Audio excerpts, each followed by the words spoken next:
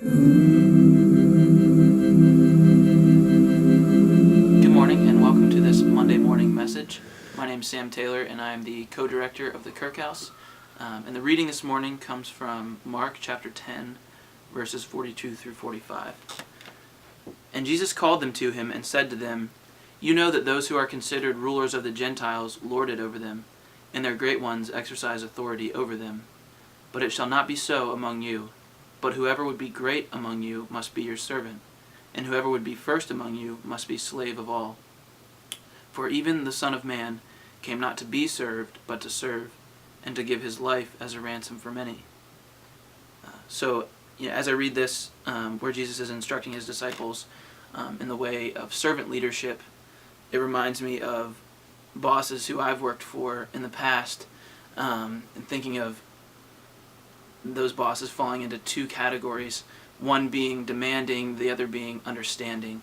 I've had those bosses who are just constantly placing demands on their employees without really caring about the different circumstances that they're going through, or trying to understand really what the task is that needs to be done. They just want it to be done. Versus bosses who are understanding. For example, I used to work at a grocery store in the produce department. We're just stocking fruits and vegetables, and there's different tasks that come with each day. And our boss, he would present what needed to be done, but then after that, he would be right there with us, carrying out a cart full of boxes and helping us load the different items that needed to be loaded. And it was clear that he understood what the tasks were and how they needed to be done and why, and that he understood what we were going through in the midst of that work. And so seeing him sort of get right down there in the trenches with us was inspiring, and it led to a great sense of respect and a recognition of his authority.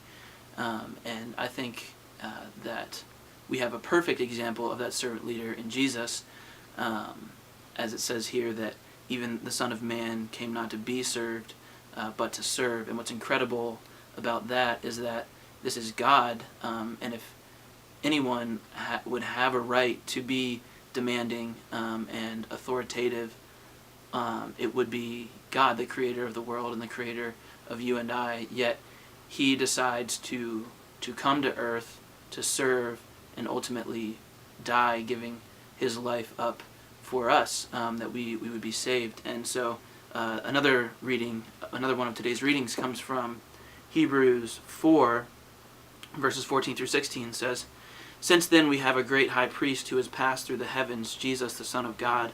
Let us hold fast our confession. For we do not have a high priest who is unable to sympathize with our weaknesses, but one who in every respect has been tempted as we are, yet without sin. Let us then with confidence draw near to the throne of grace, that we may receive mercy and find grace to help in time of need." So Jesus, as written here, has been tempted in every way as we are, so he understands the challenges and difficulties that we face. And what's incredible is that this is God who decided to do this, and he couldn't possibly have any other motivation than pure love for us. Sometimes even, I'm definitely guilty of, even in serving others or, helping, my motives are often twisted in terms of, you want to look good or you want to feel better about yourself.